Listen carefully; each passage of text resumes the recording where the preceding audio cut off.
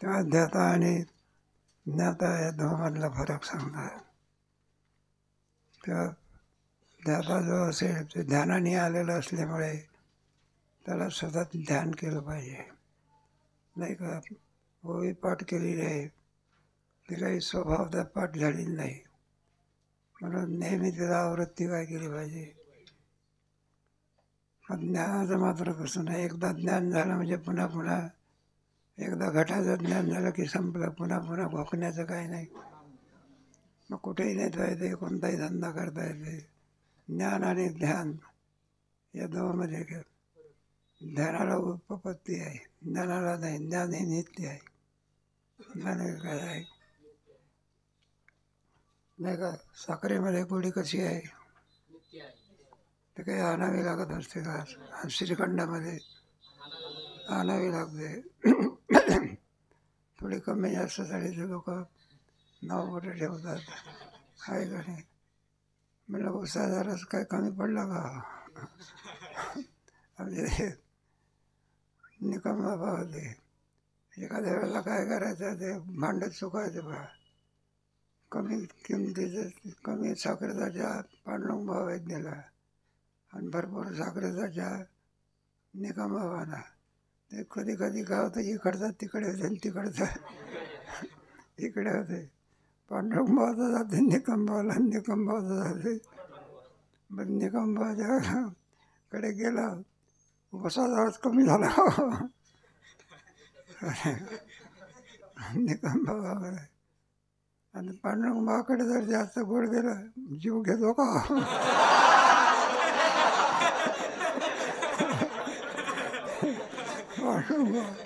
वैद्याची भाषा असायची, तर ते कमी किमतीचं कमी साखरेचा.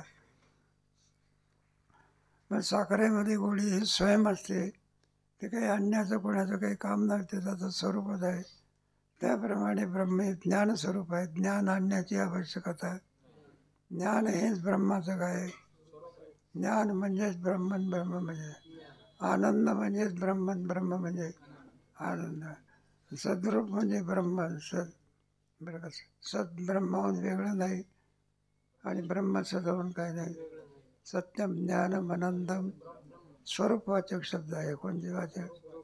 जो आनंद, सत्य, प्रकाश, विभू, आधार, बुद्धी जाणे न जाणे त्या ततो विज्ञापकम ज्ञानम न नित्यम जने सदा. ज्ञान काय करते, फक्त त्याचं स्वरूप आपल्याला दाखवून देते, त्याला उत्पन्न करीत नाही. ततो विज्ञा कर नाही का. वेळा आणखी ज्ञान असल्याशिवाय व्यवहार होऊ शकत. कोणती वस्तू स्वयंसिद्ध जरी असली तरी व्यवहार्य होण्याकरता नाव ठेवावं लागते. मूल जन्माला आलं, व्यवहार होण्याकरता काय ठेवलं पाहिजे? नावच नाही तर अहो तुम्ही ज्याच्या घरी होतो आम्ही, त्याला जाऊन सांगा तुम्ही ह्याच्यात लगेच.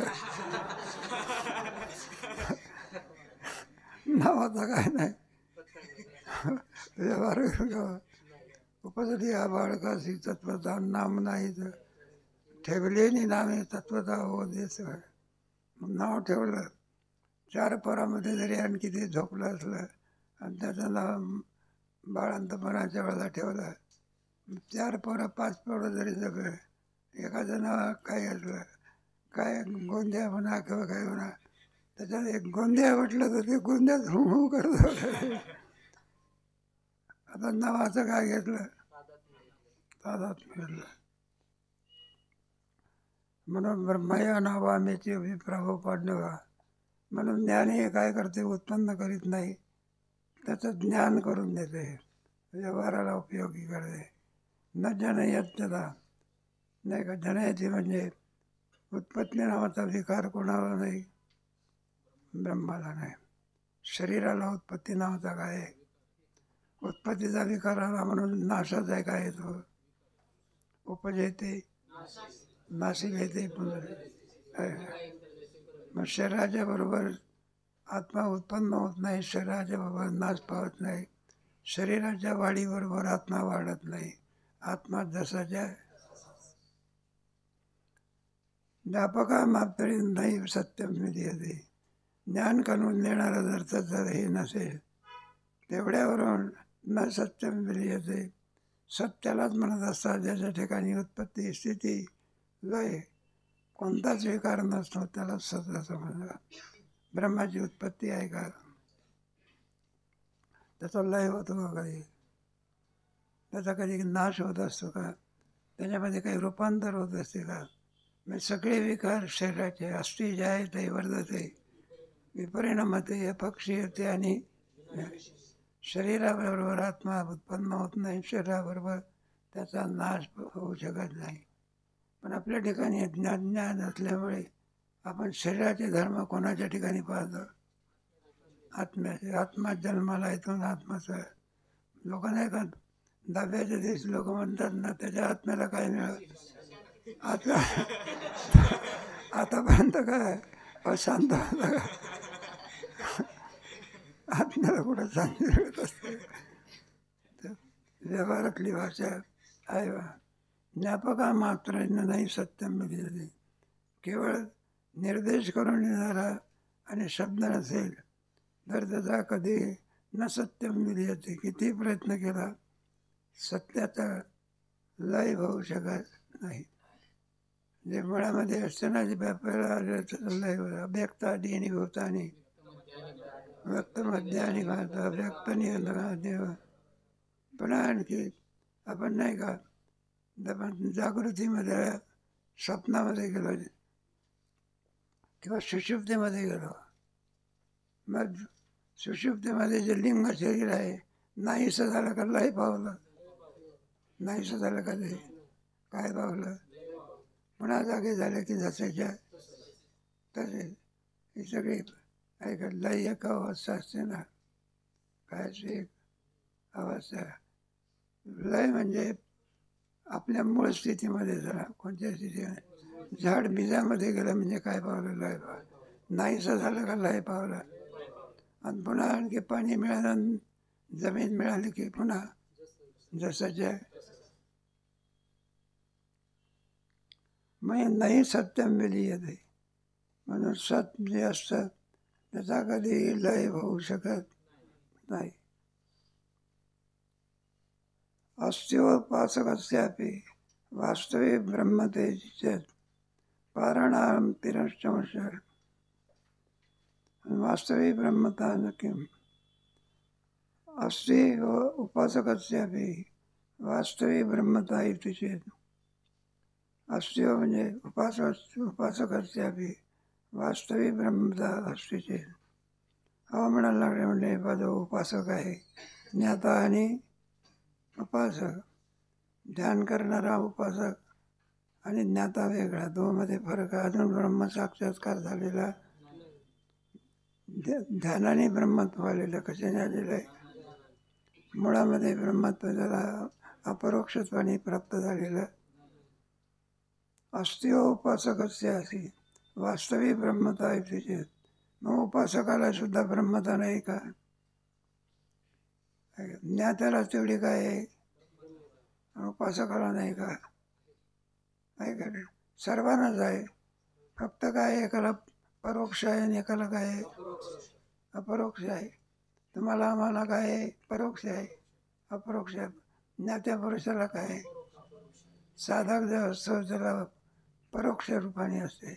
आणि मुक्ताला काय म्हणायचं, ज्याला अपरोक्षत्वाने झालं त्याला मुक्त म्हणायचं. काय म्हणायचं, आणि जोपर्यंत अपरोक्षत्वाने होत नाही तोपर्यंत साधक म्हणा.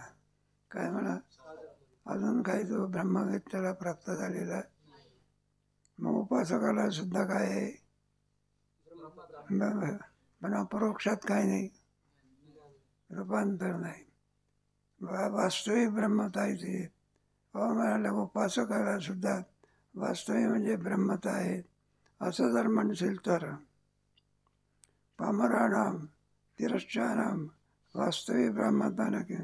उपासकाला तेवढी आणखी ब्रह्मता आहे असं जर म्हटलं आपण वास्तविक ब्रह्मता, पामराला नाही का, विषयी पामर वगैरे जेवढे म्हणणं आहे तात्विक दृष्ट्या केले तर सर्वांना ब्रह्मरूपता आहे की नाही. जिथे जिथे व्यापकत्व आत्म्याच आहे. आत्मा किंवा स्वरूप आहे, मग आपल्या तिन्ही अवस्थेमध्ये सगळ्या व्यवहार चालतो, कोणाचा सत्य आहे का? सुषुप्तीमधलंही प्रकाशन कोण करतो? स्वप्नातलंही आणि जागृतीतलं व्यापक असल्यामुळे तो सर्वाचा मग पामराला सुद्धा काय आहे? आणावी लागत असते काय, पण त्याच्या अपरोक्षत्वामध्ये काय नाही रूपांतर, त्याला विसर पडलेला आहे. काय पडलेला आहे? विचारसागराच्या पहिल्या तरंगामध्ये आहे बघा, ब्रह्मरूपच आहे सर्व. आत्मा किंवा स्वरूप आहे, प्राप्ताचीच प्राप्ती आहे. आपण प्राप्ताची प्राप्ती कशी संभवू शकेल? अप्राप्ताची प्राप्ती मिळते, शोभते की काय शोभते? जी वस्तू आपल्याजवळ नाही ती वस्तू आपल्याला मिळाली, आपण काय म्हणतो?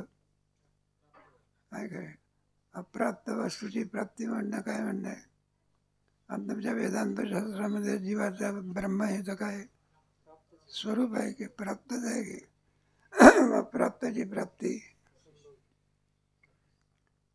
मग फक्त विसर पडलेला आहे. काय पडलेला आहे? आणायची आहे का विसर पडलेला आहे? लेखणी आणायची आहे का विसरलेला आहे? आणायची आहे का ते कानावरच आहे की? म्हणून प्राप्ताची प्राप्ती. नित्य निवृत्तीची निवृत्ती काय होते? ब्रह्मस्वरूपाच्या ठिकाणी दुःख काला तरी मग निवृत्तच आहे की काय? पुन्हा निवृत्ती कशी? त्याचा अर्थ असा, अधिष्ठान ज्ञानाने त्याचा अभाव होत नाही. मग काय होत असते? भावरूपात होते. म्हणून हे दुःख हे सुद्धा किम स्वरूपच आहे, अधिष्ठान रूपच असते. तात्पर्य कसं करतात? पामराला सुद्धा ब्रह्मत्व आहे. पामराच घेतले ना, पामरानाम तिरश्चानाम. तिरश्चाना म्हणजे तिरेक योनीमधले कृमी, कीटक वगैरे सगळे कोणती योनी आहे? तिरक योनी. आपली कोणती योनी आहे? मनुष्य योनी आहे. मनुष्यामध्ये थोडे प्रकार पाडायचे आपले. पामर विषयी जिज्ञासू मुक्त. लोकांना म्हणायचं नाही, ओळखून घ्यायचं असते. एखाद्या माणसाला आपण म्हटलं काय पामरासारखं वागतो असं म्हटलं, काय काय गोष्टी जाणून घ्यायच्या असत्या, उघड करायचं. पामरानाम तिरश्चाम्य तिरगीयोनीमध्ये असलेल्या वास्तविक ब्रह्मतानं कि त्यांनाही सुद्धा नाही वास्तविक असलेली ब्रह्मता काय आहे, पण त्याच्यामध्ये त्यांना ज्ञान नाही, काय नाही. आणि मनुष्य देहामध्ये मला असा काय लाभ आहे त्याच्यामध्ये की ब्रह्मप्राप्ती करून घेण्यामध्ये लाभ आहे, सकल दुःखाची आणि परमानंदाची. कारण त्याशिवाय कोणताही जरी उपाय केला तरी सकल दुःखाची निवृत्ती होऊ शकत आणि परमानंदाची काय होत नाही शकत, प्राप्ती होऊ शकत नाही. एकमेव साधन जर कोणतं असेल ज्ञान हेच आहे. आणि त्याच्याकरता आलं लक्षामध्ये, हे दुःख वगैरे हे वास्तव नाही, काही नाही. ज्ञान हे नेहमी अध्यस्त पदार्थाची निवृत्ती करते. सत्य पदार्थाची निवृत्ती ज्ञान करू शकत नाही का? दोरीचं ज्ञान खऱ्या सर्पाची निवृत्ती करते का? अशा कितीक दोऱ्या दाखवल्या तरी. आणि ज्या अर्थी ज्ञान दोरीच्या ज्ञानाने सर्पाची काय होते? मग सर्प कसा असला पाहिजे अध्यस्त. मग तो कोणाचा आहे? तो तुमच्या कल्पनेत सर्प आहे. कुठे आहे? कल्पना मात्र मी तुमच्याकडे. तात्पर्य कशा करता? तिरश्चाम वास्तविक ब्रह्म याचे यावत आणि वस्तूला आत बाहेर कोण व्यापून आहे. ते ब्रह्मचैतन्याचं लक्षणच आहे बघा. जे आत बाहेर सर्व वस्तूला व्यापून असते त्याला काय म्हणायचं? अग्नीचा दृष्टांत दिला तुमच्या 8व्या प्रकरणामध्ये दिलेलं आहे. अभ्यासाचं नाही का? अभ्यासाचं वर्णन करते वेळी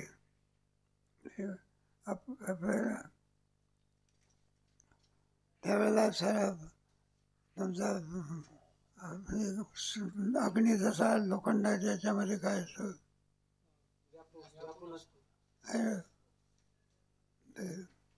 काय अज्ञान आवरण पुढे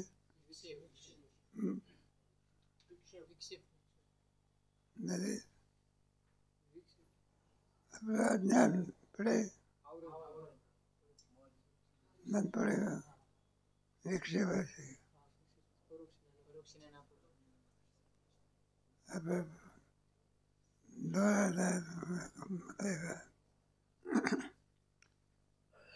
पडलेलं प्रतिबिंब असं ना आपण त्याला आपण प्रतिबिंब असं म्हणतो. वेदांताच्या भाषेत काय म्हणतो आपण? आवाज म्हणतो. तेव्हा कशा करता हे आपलं चाललेलं आहे. आहे ना वास्तविक ब्रह्मज्ञान किंवा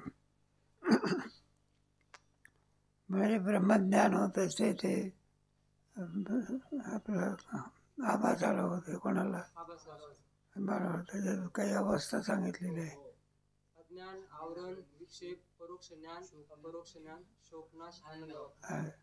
आनंदावरती वगैरे फलस्वरूप आहे आणि त्याच्यामध्ये 3 बंध रूप आहे. अज्ञान, आवरण, विक्षेप बंध रूप आहे आणि साधन रूप आहे. ह्या कोणते? परोक्ष आणि अपरोक्ष. आहे ना अपरोक्ष ज्ञान म्हणून अपरोक्ष ज्ञानामध्ये ब्रह्मरूपात आहे. अभेद निवृत्त होतो. भेद काय होतो? निवृत्त होतो. दोन्ही वेदवाक्य म्हटल्यानंतर दोन्ही प्रकारचे वाक्य आहे. एक अवांतर वाक्य आणि एक कोणतं? सत्यज्ञानानंद ब्रह्माचे बरोबर नाही. कोणतं वाक्य आहे? अवांतर वाक्य. अवांतर वाक्याने परोक्ष ज्ञान होते आणि महावाक्याने महावाक्य कोणते? तत्त्वमसी ते तूच आहे.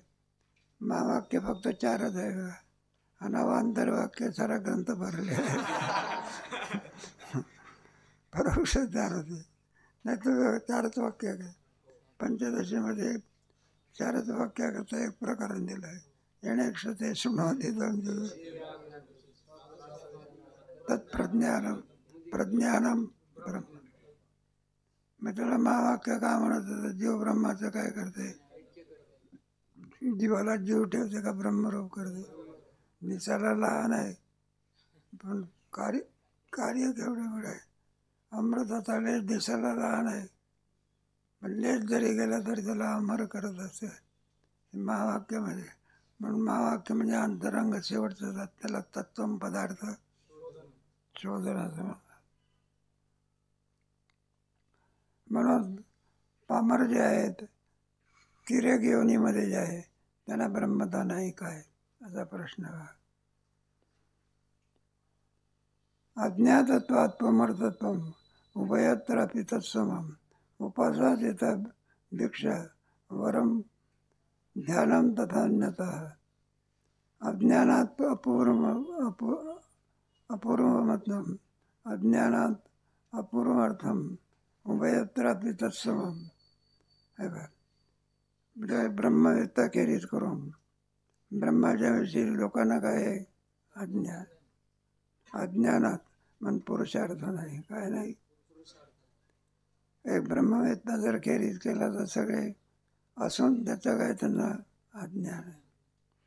अपूर्ण उभयत्रापि तत्समम. अध्यात्माला सुद्धा काय ब्रह्मसाक्षात्कार आहे का? पामरालाही ब्रह्मसाक्षात्कार आहे का? तिर्यक योनीतले याला ब्रह्माचा माझा दोन्ही सगळे काय आहे? सारखेच आहे. ब्रह्मसाक्षात्कार नसेल तर किती जरी मोठा असला तरी तो काय अपुरुषार्थीच आहे. पुरुषार्थ नाही. फक्त आहे मनुष्य देहामध्ये माणसाला पुरुषार्थ करता येतो. अन्य देहामध्ये पुरुषार्थाचे काय नाही. धर्म अर्थ काम आणि हे 4 प्रकारचे पुरुषार्थ सगळे. धर्म पुढे अर्थ काम आणि मोक्ष शेवटचा अंतिम कोणता? याला पुरुष. या 4ही पुरुषार्थ करता मनुष्य देहाची निर्मिती परमात्म्याने केलेली आहे. या देहामध्ये माणसाला सर्व धर्माप्रमाणे मनुष्य अर्थ मिळवू शकतो. धर्म अर्थ त्याचा वेदाने सांगितल्याप्रमाणे त्याचा उपभोग घेऊ शकतो. आणि या सर्वाचं शेवटी रूपांतर कशामध्ये होतं? मोक्षामध्ये. म्हणून अज्ञानामुळे त्यांना काय आहे, अपुरुषार्थ आहे. मग तो कोणाला ध्याता का असे ना, पण अज्ञान आहे का अपुरुषार्थी. आणि क्रीडा कृमी जरी असेल पण अज्ञान आहे ना, तरी सुद्धा ते कोण आहे, अपुरुषार्थ. तत्समम. मग दोमध्ये फरक काय आहे? उपसात येतात भिक्षा परम ध्यानम तथान्यता आहे. मग ध्यान करूनही आपल्याला काय मिळत नाही, मोक्ष मिळू शकत नाही. असं जर असेल तर म्हटलं फायदा आहे की कोणता फायदा आहे? उपवासात येतात भिक्षम परम ध्यानम तथान्य, काही न करण्यापेक्षा उपवासात येतात भिक्षा, भूक लागलेली आहे, मग तो भुकेचं निवृत्त साधन कोणतं? अन्न आहे. मग आता काहीच नाही, मग शेवटी काय करायचं? भिक्षा तरी काय करायची? काही न करण्यापेक्षा भिक्षा मागणं बरी. हे पाहिजे. उपवास करीत राहण्यापेक्षा काय मागणं? एक इकडचा साधू आला होता बघा, उत्तर भागाचा फक्कड साधू होता आपले. आणि त्याला ते थोडे गांजाची चिली मोड्याची सवय, वैराग्य वगैरे काही नसतं, अंगाला रुचीर काय राखलेली, एक लंगोटी छोटी राग बीक आहे, पण सवय मात्र कोणती? गांजा पिण्याची, बाकी दुसरी काय. आता ते गांजा म्हटल्यावर ना काय फुकट मिळतो का तो? त्याला काय पाहिजे? पैसे. पैसे कुठे आहे? काहीच नाही. कोण देणार? मग तरी असं रिकामा राहण्यापेक्षा, लोकांना भीक मागण्यापेक्षा त्यांनी युक्ती केली बा. आणि ते बरं गोपाळपूर, त्या दिवशी सगळ्या वारीतल्या लोकांचा गोपाळपूर दर्शनाचा नियम. मग सगळे गोपाळपूरला जायचे. याने काय नाही, एक भस्माचा खडा घेतला आपला, आणि कोणी माणूस दिसेल तर, हो बघा इधर आओ इधर आओ, गन लगा के जाओ, गन लगा के जाओ. कुछ देना नाही, कुछ लेना नाही, काही मागत नाही तुम्हाला, काही देऊ नका, पण गन लगा के जाओ. साहजिकच माणसाला वाटत असे बघा, गंध लावलेला पैसा काय केला पाहिजे? दिला पाहिजे. आणि त्याचा परिणाम आता 3.5 रुपये झाले. किती रुपये झाले? काही केलं नाही, नुसता गन लगा के जाओ. काही न करण्यापेक्षा 3.5 रुपये मिळाले. काहीच केलं नसतं तर मग उपाशी बसण्यापेक्षा भीक मागणं. नाही ब्रह्मज्ञान होत नाही का, मग गप्प बसायचं का? मग काय केलं पाहिजे? ध्यान केलं पाहिजे. हे नाही तर ध्यानामध्ये का होईना प्रवृत्त हो. त्याचं दृष्टांत सांगितलेलं आहे.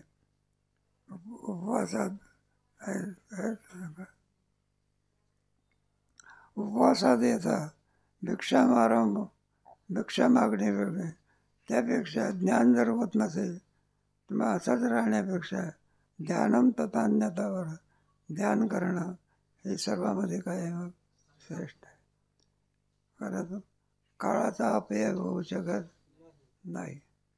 दृष्टांत दिला आहे भाषेमध्ये. यावत विज्ञान सामिप्यतम षष्टम विवर्धते ब्रह्मज्ञानाय ते साक्षात निर्गुणोपासनम क्षणैः. यावत विज्ञान सामिप्यम तावत श्रेष्ठम. त्याच्याबद्दल साधनामध्ये 2 प्रकार केलेले आहे. एक अंतरंग साधन आणि एक अंतरंग साधन. कोणाला म्हणजे अगदी जवळचं साधन आहे त्याला काय म्हणायचं? आपण याचं उदाहरणार्थ दृष्टांत देऊन सांगायचं म्हटलं तर, आपण जेवायला बसत असतो, जो भात असतो तेव्हा त्याचं बहिरंग साधन कोणतं? भुगीचाच होत असतो का त्याची साधनं असावी लागतात? त्याला पाणी पाहिजे, त्याला काय पाहिजे? उष्णता पाहिजे, तांदूळ पाहिजे, तर त्याचा काय होतं? मग हे सुद्धा काय आहे? नाही, उदकाग्नी धान्य झाल्याकडे आणि एका वेळी एक हे साधन आहे का नाही? पण शुद्धा निवृत्तीचं जवळचं साधन कोणतं आहे? तांदूळ का? मग काय? तांदळाचा झालेला भात. हे अत्यंत जवळचं काय आहे? त्याला अंतरंग साधन. कोणतं साधन म्हणायचं? अंतरंग साधन. तसं तत्व पदार्थ शोधणे होत नाही. श्रवण पुढे निधिध्यासन आणि अगदी जवळचं होत तत्व पदार्थ तत्व असे ते ब्रह्म तुझ्याहून काय नाही. या वाक्याचा विचार म्हणजे तत्वमसी महावाक्य जीवाचा जीवपणा नाहीसं करून त्याला ब्रह्मरूप करून एखाद्या लग्नाची क्रिया असली, गरिबाची मुलगी असली, मधला पडदा आडवा असतो. राजाच्या मुलाला इकडे उभं केलं आणि गरिबाची मुलगी कोणी आहे तिकडे, अजून भेद आहे काय. आणि पडदा बाजूला केल्यानंतर आता ते गरीबीन राहिले का श्रीमंत झाले. तत्व पदार्थामध्ये काय आहे, तत्व जोपर्यंत विचार होत नाही तोपर्यंत जीवदशा आहे. आणि तो म्हटल्यानंतर ब्रह्म कोण आहे, हे विश्वाची माझी ज्ञानात शक्ती आहे. पण ते तत्वमसी महावाक्य कोणाच्या मुखातून आलं पाहिजे, याला महत्व आहे. कोणाच्याही मुखातून आलं तरी कार्यकारी होऊ शकत नाही का. कोणा एखादा काही पैसा द्यायचा असेल, कोट्यावधी रूप द्यायचे असेल, जरी फॉर्म भरलेला असला सगळे, पण सही मोदीची लागत असते. जोपर्यंत मोदीची सही होत नाही तोपर्यंत फुकट कोणी 4 पैसे देत नाही. कारण सही कोणाची आहे, इथं नाही का आरक्षण पडलं तेव्हा संस्थेवरती 58 गुंठ्यावरती. किती ते कुठलं उठते मग अक्वायर करण्याकरता आलं तर सरकारच्या माणसं काय करण्याकरता, कब्जा घेण्याकरता आहे. अगदी आहे योगायोग चांगला, योग महाराजाची कृपा. एकदम मुख्यमंत्र्याची सही आली स्टे म्हणून, थांबा अजून अक्वायर करू नका. त्यांना परत जावं लागलं. काय जावं लागलं, आणि त्यावेळेला जर मुख्यमंत्र्याची सही आली नसती, मग एकदा किती प्रयत्न केला तरी उठवता आलं. म्हणून महत्त्व कोणाला आहे, सहीला आहे नाही का. तसं अंतरंग साधन म्हणजे तत्वमसी, ते ब्रह्म तुझ्याहून काय नाही, भिन्न नाही. म्हणून जीवाला जीवात्व दशा नष्ट करून त्याला व्यापकत्व प्राप्त करून देत. मी वासुदेव वेदांताचं फल आहे. कशाचं, मनुष्य देहाची संपन्नता जी कशामध्ये असेल ते भौतिक मिळवण्यामध्ये नाही. मग का ज्ञान मिळून असेल. नाही तर दुःख किती लौकिक तुम्ही उपाय केले तरी ते एकदा 5वीलाच पुजलं आहे. कोणत्याही देहामध्ये जा, कोणत्याच लौकिक उपायाने दुःख निवृत्त होऊ शकत नाही. पुनरपि जननम मरण, कोणत्याही देहात जात नाही. आता पुन्हा वासनेच्या योगाने कोणता देह मिळेल हे काही मनुष्य देहच मिळेल असा काही बॉन्ड लिहून घेतलेला आहे. जरा परत राजा हरणीकर बघा. आता जिथे एवढं मोठं राज्य त्याग करून आणखी राजा आला आणि उपासना करायला लागला, तरी शेवटी हरण्याच्या जन्मामध्ये जायला लागला. कोणाला 18 वार असं राज्याचा, कोणाला त्याला जरा ते अग्न्याच्या जवळ आपले दर्या मी खचखच कोण विचारतंय. तात्पर्य कसं करायचं, दृष्टांत आलेला आहे. 21वा श्लोक आहे. हा 21 क्रमांकाचा राहिला. 21 पामराणां व्यवृते, बरोबर. पामराणां व्यवृते वरम कर्माण्यनुष्ठिती ततोपि सगुणोपासने निर्गुणोपासने तथा. एकापेक्षा फलाला जास्त कारणीभूत कोण आहे त्याचं किती आणखी वर्णन केलं आहे. पामराणां व्यवहार, पामरासारखा व्यवहार करणं. कुणासारखा, खाणं नाही ते खाणं, पाहू नाही ते पाहणं, जाऊ नाही तिथे जाणं. मनुष्य त्यातला कोणताही विधी काय करीत नाही आणि निषिद्ध कर्म केल्याशिवाय राहत नाही.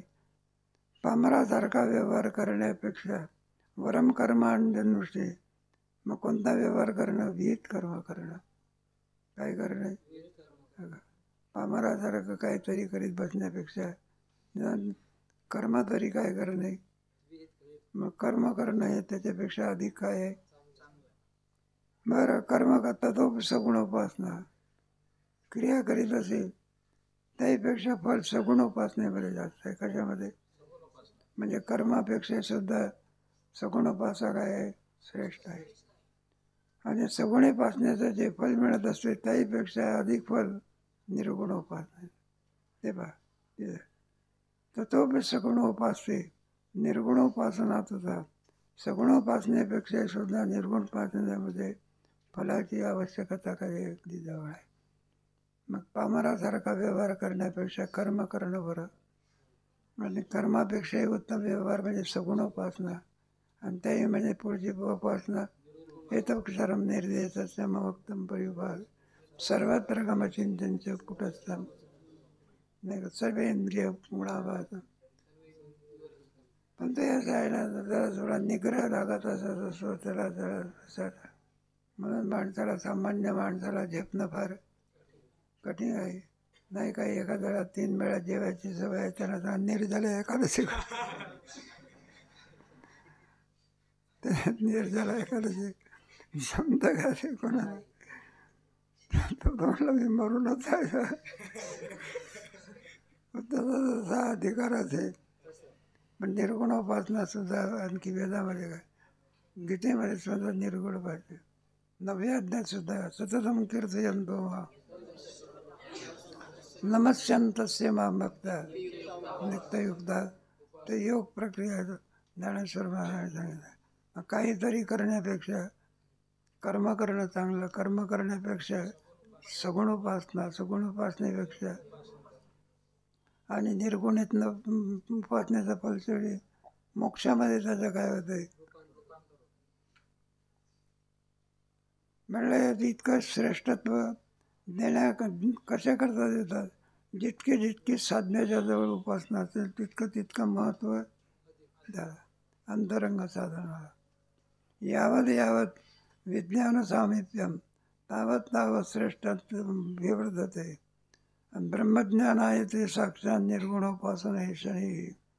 यावत आणि यावत विज्ञान सामिप्य.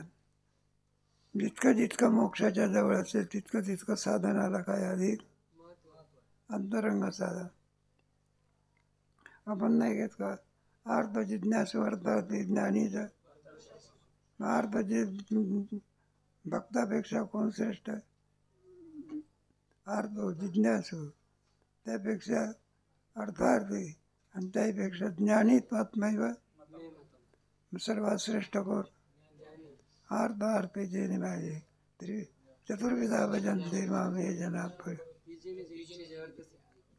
तसं जरा एकापेक्षा एक श्रेष्ठत्व दाखवायचं आपला. ब्रह्मज्ञान आहे ते साक्षात निर्गुण उपासना नाही. म्हणून ब्रह्मज्ञान आहे ना, जितकं सामिप्य जवळ असेल तितकं ब्रह्मज्ञान आहे ते साक्षात निर्गुणोपासना अत्यंत जवळ असल्यामुळे ब्रह्मज्ञान आहे ते म्हणजे ब्रह्मस्वरूपाला प्राप्त करून देते असं इथं वर्णन आहे. आता दृष्टांत प्रदर्शनपूर्वकम आणि दृढयते यथा समाधी विभ्रांती फलकाले प्रमायते विद्या येते तथोपासने मुक्तिकाले पाकतः. यथा समाधी विभ्रांती फलकाले प्रमाते. याची सुरुवातच आहे समाधी भ्रमात ब्रह्म तत्वपास्यापी मस्ते. उत्तर येतात पण येतात भ्रमच आहे. काय पण तो संवादी भ्रम आहे. विसंवादी निष्फळ असेल काय उपयोग आहे? समाधी भ्रम म्हणजे भ्रम असूनही सफल होत असतं. फलाधिकाची काय होते? प्राप्ती होते. झाडच आहे कोणत्यापासून कोणती नाही का. एखाद्या तुमच्या अशोकाचं झाड आहे त्याच्यापासून कुठे आंबे प्राप्त होत असतात. ते झाडच आहे की आंब्याचं लहान जरी असलं तरी सुद्धा काय एक फलाला प्राप्त आहे आणि एक काय निरोप आहे. आले होते तुम्हाला कल्पना नाही संस्था बांधकाम वगैरे झालं ना, ते झाडं लावायची. ते म्हणले इथे समोर कोणती झाडं लावा असं काय सांगितलं. लावा झाडं समोर नका. मग कुठं पाहिजे समोर कोणती लावायची? आंब्याची झाडं. पवित्र झाड आहे कोणतं झाड, पानही पवित्र, सगळं काय त्याचं सगळं पवित्र आहे. ते सहज सांगितलं. पाठीमागे आहे अशोकाची झाडं कुठं आहे, शोभेचे झाड आहे. फक्त काय आहे त्याच्यामध्ये, येळ्या फळना तुम्ही जाण पडलं आहे की नाही? म्हणून काय दृष्टांत आहे, विद्या येते तथोपासी मुक्तिकाले दीपाकता, विद्या येते तथोपासी. त्याप्रमाणे उपासनासुद्धा फुकट जात म्हणजे उपासनेच्यामुळे मुक्तिकाले पाकता, पुढे मुक्तीमध्ये त्याचं काय होते, रूपांतर. मग आहे ना, नाही ज्ञानामध्ये अधिकार असेल तर निदान उपासनेमध्ये तरी शेवटी फलाला यत सांख्ये प्राप्यते स्थानं तदेव एकम सांख्यांचे योगांचे. भक्तिशास्त्रापासून मिळणारं फळ ज्ञानापासून साधना दोन आहे पण फल किती आहे. तरी ते मुक्तिकाली तिचा पदार्थ, मुक्तीच्या वेळेला त्याचा मुक्तीमध्ये त्याचा काय होतं, रूपांतर होतं. मग आणखी पुन्हा याचं वर्णन केलेलं, अधिक विचार कधी करू.